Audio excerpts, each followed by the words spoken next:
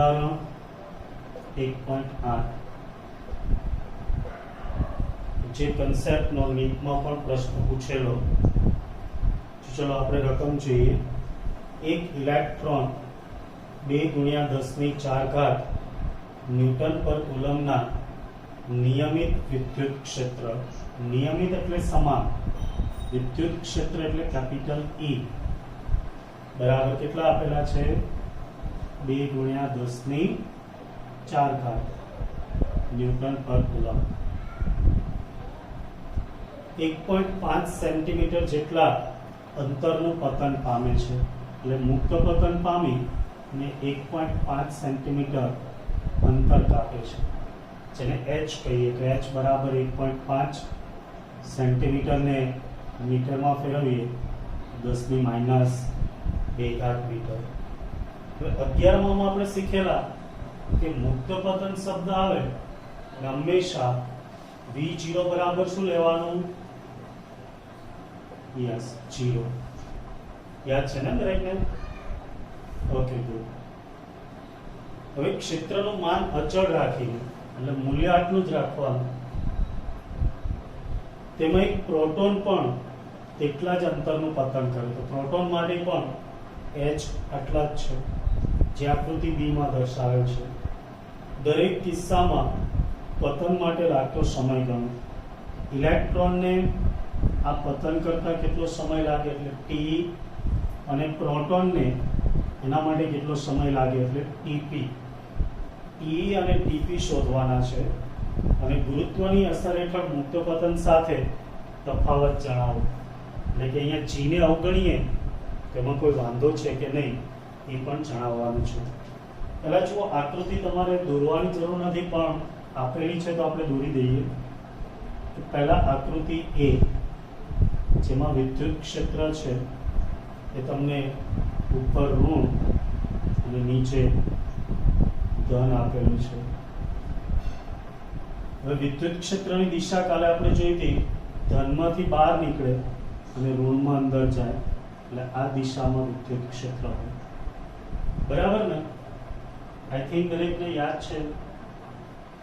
ધનમાંથી નીકળી ઋણમાં અંદર જાય. આ રીતે અહીંયા કોઈ એક ઇલેક્ટ્રોન છે એ મુક્ત પતન પામે, E નું મૂલ્ય સમાન છે અને h જેટલું અંતર છે એ કાપે છે. બરાબર. હવે બીજા પોઈન્ટની અંદર તમને શું કીધું છે કે આટલું જ પતન પ્રોટોન કાપે છે, પણ ખાલી દિશા ઉલટાવેલી છે. અહીંયા પ્લસ ઉપર છે અને માઇનસ નીચે છે, તો વિદ્યુત ક્ષેત્રની દિશા આ થશે, ધનમાંથી નીકળીને ઋણમાં જાય. અહીંયા એક પ્રોટોન એટલે કે પ્લસ E પતન પામે છે. બરાબર ને? ઓકે, ચલો. તો હવે અહીંયા તમારે T અને TP શોધવાના છે. તો આપણે કાલે જોઈ ગયા હતા કે કોઈ પણ Q જેટલો વિદ્યુત ભાર E જેટલા ક્ષેત્રમાં દાખલ થાય તો એના પર લાગતું બળ F બરાબર QE. F માટે આપણે ધોરણ 11 માં જોઈ ગયા Ma. અહીંયા ઇલેક્ટ્રોન કે પ્રોટોન એનો વિદ્યુત ભાર E જ કહેવાય, એટલે Q ની જગ્યાએ તમે E લખી શકો. બરાબર ને? તો Ma બરાબર E થાય. હવે આવું શા માટે કરીએ? કારણ કે આપણે પ્રવેગ જોઈએ છે, E/m.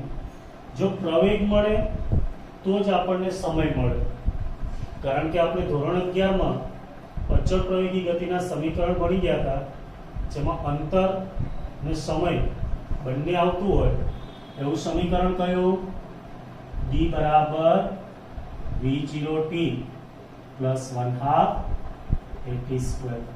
આમાં એ શોધવાનો હતો, એટલે આપણે પહેલા F = QE પોઈન્ટનો ઉપયોગ કરી એ મેળવેલ છે. હવે આની અંદર કિંમત મૂકી દઈએ તો આપણને T મળી જાય. દેખો, D ની જગ્યાએ H, આ 0 પ્લસ 1/2, A એટલે કેટલા? Small e, capital E, upon m into T square बराबर है। चलो टी स्क्वायर ने करता बनाओ तो टी स्क्वायर बराबर 2m आ बाजू आवशे तो 2m इंटू h ना छेद में स्मॉल ई कैपिटल ई आ टी स्क्वायर है આપણે t જોઈએ તો બંને બાજુ વર્ગમૂળ લઈ લો એટલે અહીંયા t થઈ જાય ના વર્ગમૂળમાં 2mh अपॉन e तो नीट में आ सूत्र आधारित प्रश्न पूछायो तो એટલે આપણે આને ડાયરેક્ટ યાદ રાખી શકીએ મુક્ત પતન કોઈપણ વિદ્યુત ક્ષેત્રની અંદર પામે તેના માટે લાગતો સમય e બરાબર √2mh अपॉन e याद रही जैसे भाई दरेक ने ओके डायरेक्ट याद રાખીશું આપણે હવે આપણા દાખલા માટે જોઈએ પહેલા તમને વાત કરી ઇલેક્ટ્રોન માટે સમય તો ઇલેક્ટ્રોન માટે લઈએ તો t વર્ગમૂળમાં 2 m ની જગ્યાએ શું આવે ઇલેક્ટ્રોન હોય તો ઇલેક્ટ્રોનનો દળ આવે તો 2me h अपॉन e जो બધાની કિંમત છે હા પ્રોટોન અને ઇલેક્ટ્રોનની કિંમત તમને આપી દેશે me બરાબર 9.1 ગુણ્યા 10 ની માઈનસ 31 ઘાત કિલોગ્રામ mt બરાબર 1.67 into 10 raised to minus 27 kilogram ને આપણને 11 માંથી આવડે પણ છે ચલો મૂકી દઈએ તો 2 me એટલે 9.1 गुणिया 10 की माइनस 31 घात h એટલે 1.5 गुणिया 10 की माइनस 2 घात स्मॉल e એટલે हाँ હવે તો આવડી ગયું 1.6 into 10 raised to minus 19 યાદ રહી ગયું ને હવે તો ઓકે कैपिटल e એટલે 2 गुणिया 10 ની 4 घात ऊपर नीचे बे उड़ी जैसे यहाँ -19 प्लस 4 એટલે 10 ની માઈનસ 15 ઘાત -31 માઈનસ 2 એટલે -33 -33 પ્લસ 15 કરો કેટલા આવશે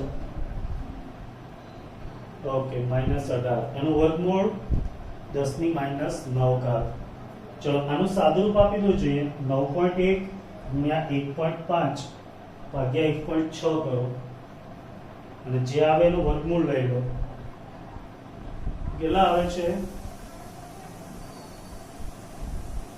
હા કેલ્ક્યુલેટર જોડે લઈને બેઠા છો ને હા એ જોડે જ રાખજો 2.9 આવે ગુણ્યા 10 ની માઈનસ 9 ઘાત સેકન્ડ આવડી જાય ચલો આ જ રીતના બીજું પ્રોટોન માટે ટ્રાય કરો प्रोटॉन माटे मैं कीधुं ए प्रमाणे डायरेक्ट आ सूत्रनो उपयोग करी शको Tp बराबर वर्गमूल में 2mp into h upon EP खाली me ની જગ્યાએ mp आया છે बाकी कोई फेरफार नहीं तो चलो किंमत मूकी सादुरूप आपो જોઈએ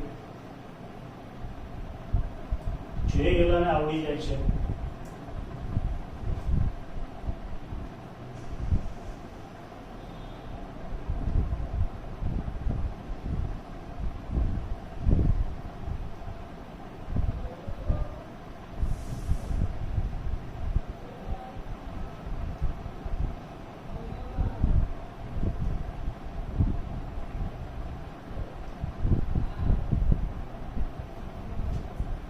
जवाब आवे हो बोली सके हाँ चलो जेने किंमत नहीं मूकी ए लोगों ने खास ट्राय करो 1.67 into 10 raised to minus 27 बस आटलो ज फरक बाकी बधु एना ए ज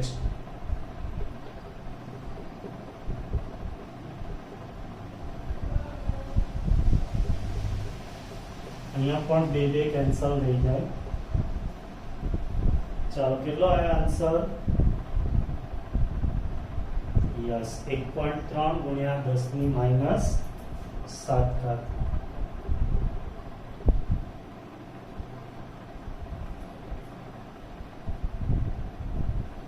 ચલો સમજણ પડી? કોને ઓછો સમય લાગે, પ્રોટોન ને કે ઇલેક્ટ્રોન ને? જવાબ આપો ફટાફટ.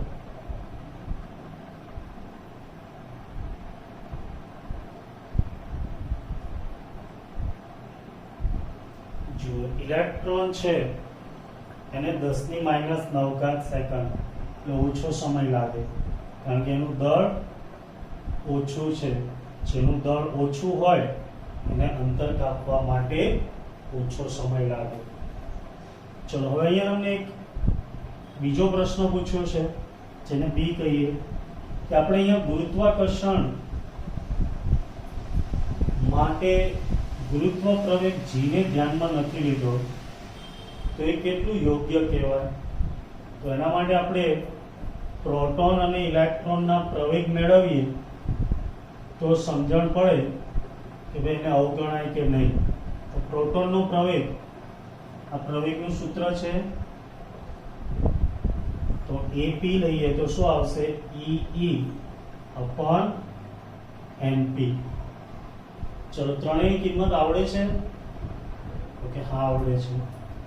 1.6 × 10⁻⁻19, કેપિટલ E એટલે 2 × 10⁴ ના છેદમાં NP એટલે 1.67 × 10⁻27 -27 ઉપર જાય તો પ્લસ 27 ને 4 31, એમાંથી 19 બાદ કરો અને ભાગાકાર કરો.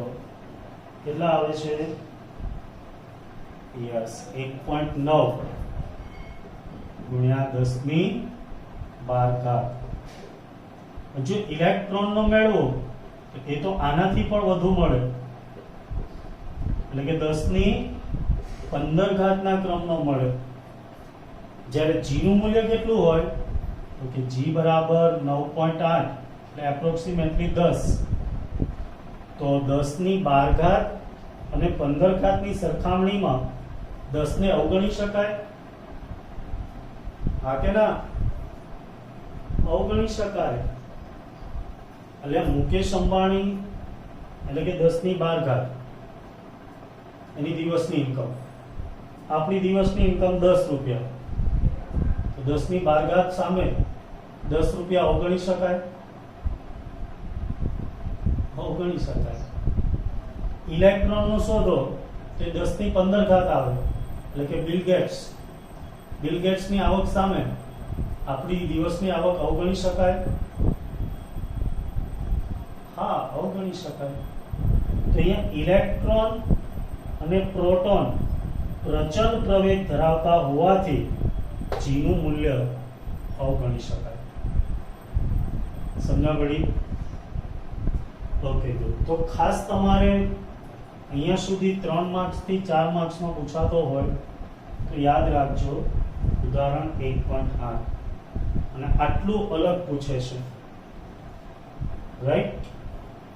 ચલો આ જ રીતના ઇલેક્ટ્રોનનો પ્રવેગ તમે ઘરે મેળવી દેજો, જે 10⁻15 ના ક્રમમાં આવશે.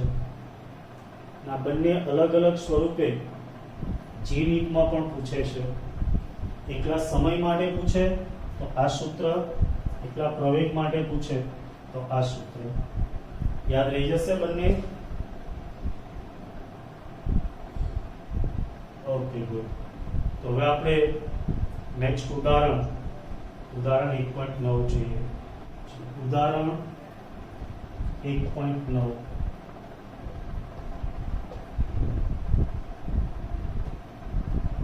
જે લોકો જીની તૈયારી કરતા હોય એના માટે ખાસ અગત્યનું.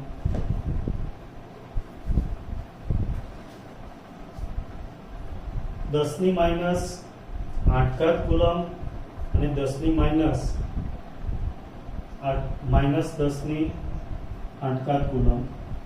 Q1 બરાબર 10⁸8 કુલમ અને Q2 બરાબર -10⁻8 કુલમ. એટલે કે બંનેના મૂલ્યો સમાન છે, આ પ્લસ છે, આ માઇનસ છે. એટલે કે વિજાતીય વિદ્યુતભારો છે. અનુક્રમે Q1 અને Q2 એકબીજાથી 0.1 મીટર અંતરે મૂકેલા છે, જે તમે આકૃતિમાં દર્શાવેલ છે. તો A, B અને C બિંદુએ વિદ્યુત ક્ષેત્ર ગણો. તમારે EA, EB અને EC શોધવાનું છે. આકૃતિ તમને આપી દીધી હશે, જે હું અહીંયા દોરી દઉં છું.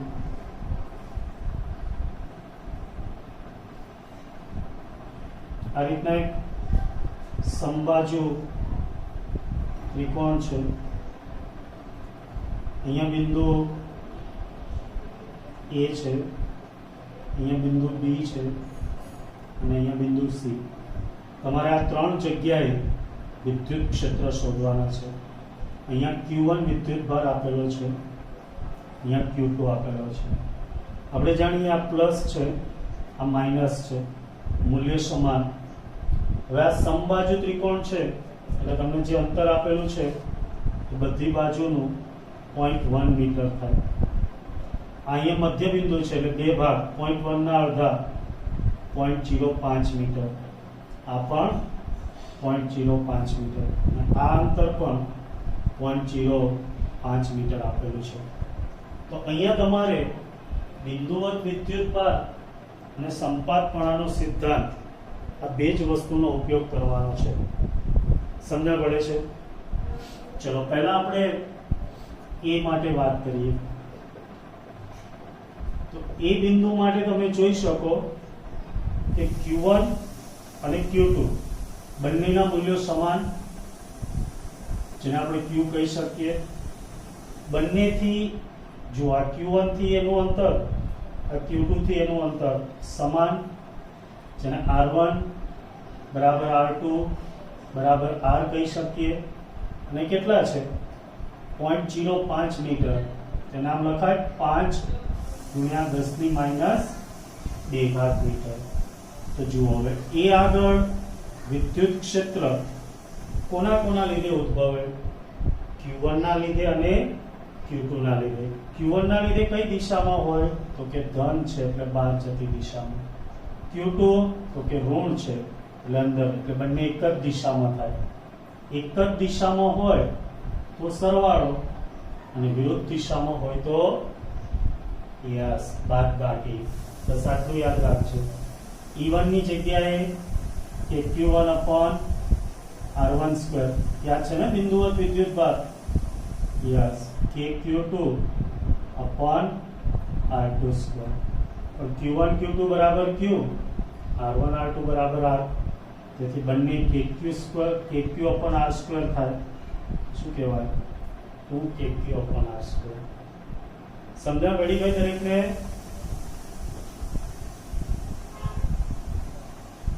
હા કે ના? Okay good. તો આપણે અહીંયા કિંમત મૂકવાની છે. ચલો તો 2K એટલે 9 × 10⁹. Q એટલે એનું મૂલ્ય 10⁻8. R² એટલે 5 ગુણ્યા 10⁻². તો 5 નો વર્ગ 25 ઉપર 9 ગુણ્યા 2 એટલે 18. 10⁻1 180/25. 10⁻4 ઉપર જાય તો +4. ચલો 180/25 કરો જોઈએ.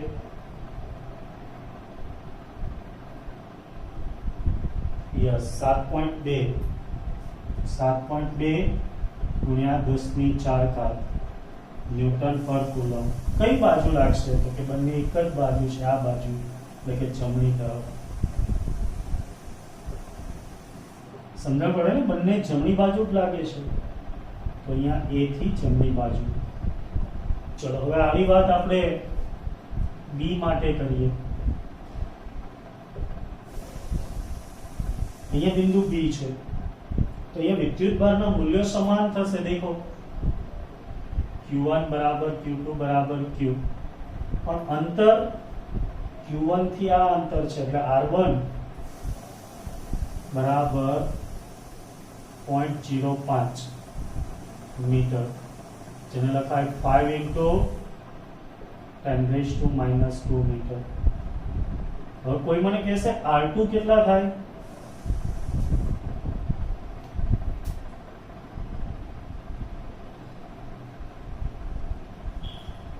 બોલો જી.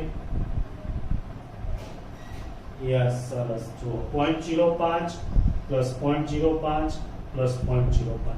Q2 થી B નું અંતર લખ્યા થાય 0.15 મીટર, જેને કહેવાય 15 ગુણ્યા 10⁻²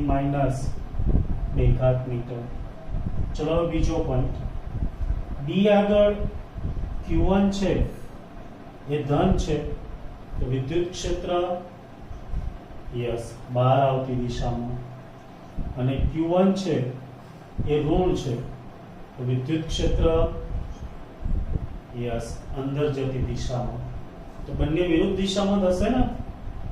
એક આમ બહાર જતી દિશામાં E1 ના E2, પણ E1 મોટા છે કારણ કે એનું અંતર ઓછું છે, તેથી EB બરાબર E1 માઇનસ E2. સમજા પડી? એ આગળ બંને એક જ દિશામાં છે એટલે E1 પ્લસ E2. B આગળ Q1 ના લીધે આ બાજુ છે અને Q2 ના લીધે આ બાજુ, એટલે વિરુદ્ધ દિશામાં. તો શું આવે? E1 minus E2. બરાબર ને? ચલો સૂત્રમાં કિંમત મૂકે તો K Q1 એટલે Q upon R12 minus KQ upon R22. KQ બંનેમાંથી કોમન કાઢીએ, 1 upon R12 minus 1 upon R22. ચલો કિંમત મૂકી દઈએ. K એટલે 9 into 10⁻⁹, Q એટલે બંનેનું એક જ મૂલ્ય 10⁻8 કુલમ, 1 upon R1 એટલે 5 ગુણ્યા 10⁻² માઇનસ R2 એટલે 15 ગુણ્યા 10⁻². અહીંયા બાકી રહેશે 9 ગુણ્યા 10⁻1 એટલે 90. એ 10⁻⁴ ઉપર જાય તો પ્લસ, તો 10,000 ભાગ્યા 5 નો વર્ગ 25 કરો છે, કેટલા આવે છે? હા, ડાયરેક્ટ થઈ જાય 400 માઇનસ અહીંયા 10⁻⁴ ઉપર જાય એટલે 10,000 ભાગ્યા 15 નો વર્ગ 225 કરો જોઈએ, 44.44 એટલે લગભગ 44. 400 માંથી 44 બાદ કરો, જે આવે એની સાથે 90 ગુણી દો, કેટલા આવે છે? યસ 32,000. જેને આમ લખાય 3.2 ગુણ્યા 10⁴ ન્યૂટન પર કુલમ. પણ જુઓ, વધારે હોય એ બાજુ હોય તો વધારે આ બાજુ છે. કઈ બાજુ? ડાબી બાજુ. પરિણામી વિદ્યુત ક્ષેત્ર ડાબી બાજુ હોય. જો માઇનસ આવ્યું હોત તો જમણી બાજુ, કારણ કે E2 જમણી બાજુ છે. રાઈટ? સમજ પડી દરેકને ભાઈ અહીંયા સુધી? આપે નામ લીધું? ઓકે, ચલો. હવે ત્રીજો પોઈન્ટ બિંદુ C માટે લેવું છે, જેમાં ખાસ ધ્યાન રાખજો. ચલો અહીંયા આપણે વિદ્યુત ક્ષેત્ર શોધવું. Q1 ના લીધે લઈએ તો E1 જે આ દિશામાં થશે, કારણ કે ધન છે એટલે આપણે કીધું હતું બહાર જતી દિશામાં. Q2 ઋણ છે, E2 આ દિશામાં થશે, કારણ કે ઋણ છે એટલે અંદર જતી દિશામાં. બંનેના મૂલ્યો સમાન જ હોય એટલે E કહી શકાય. ચલો અહીંયા યામાક્ષ પદ્ધતિ લઈએ તો આ ખૂણો કેટલાનો બનશે? આમ તમે યામાક્ષ પદ્ધતિ લઈ શકો. આ ખૂણો કેટલો બનશે? 60. કારણ કે આ 60 છે. જુઓ, જેટલો અહીંયા ખૂણો હોય એટલો જ x અક્ષ સાથે કોઈ પણ જગ્યાએ લેશો એટલો જ ખૂણો બને, અને આ ખૂણો પણ કેટલો બનશે? 60. રાઈટ? તો આના બે ઘટક મળે. અહીંયા e sin 60, અહીંયા જેની સાથે ખૂણો બનાવે એને cos ઘટક કહેવાય, એટલે e cos 60. એવું ને એવું અહીંયા e cos 60 અને આ e sin 60. તો જુઓ, sin ઘટક એકબીજાની અસર નાબૂદ કરશે. તો અહીંયા પરિણામી વિદ્યુત ક્ષેત્ર કેટલું મળશે? બોલો. C બિંદુ આગળ વિદ્યુત ક્ષેત્ર EC બરાબર 2E cos 60. સમજા પડી દરેકને? ઘટકો લીધા છે જે આપણે ધોરણ 11 માં લેતા હતા એ પ્રમાણે. અહીંયા E1 ની દિશા આ છે, જેને x અક્ષ સાથેનો ખૂણો 60 છે, તો અહીંયા પણ x અક્ષ સાથેનો ખૂણો 60 જ થાય. આ ખૂણો અહીંયા તમે જોઈ શકો 30, કારણ કે આખો 60 હોય તો આ 30, એટલે આટલો પણ 60 જ થાય. બંનેનું મૂલ્ય E છે. મૂલ્ય E ધોરણ 11 માં આવું ભણતા હતા યાર. આનું મૂલ્ય E હોય, ખૂણો થીટા હોય, થીટાની જગ્યાએ અહીંયા 60 છે, તો બે ઘટક, આને કહેવાય E cos 60, આને કહેવાય E sin 60. એવું ને એવું અહીંયા.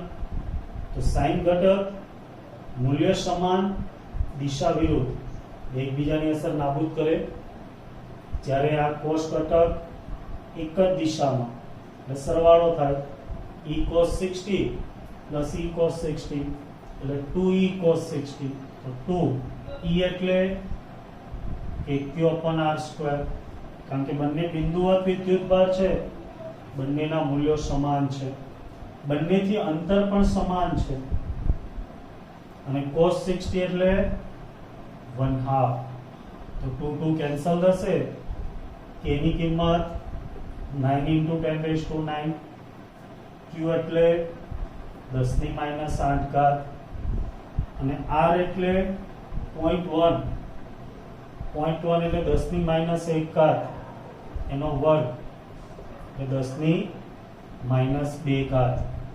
તો 9 × 10 ની 1 ઘાત અને -2 ઉપર જાય તો પ્લસ, તો 9 × 10 ની 3 ઘાત ન્યૂટન પર કુલમ. ચલો, સમજણ પડી ગઈ દરેકને? અને એની દિશા તો કે દેખો આ બાજુ, જેને કઈ બાજુ કહેવાય? જમણી બાજુ.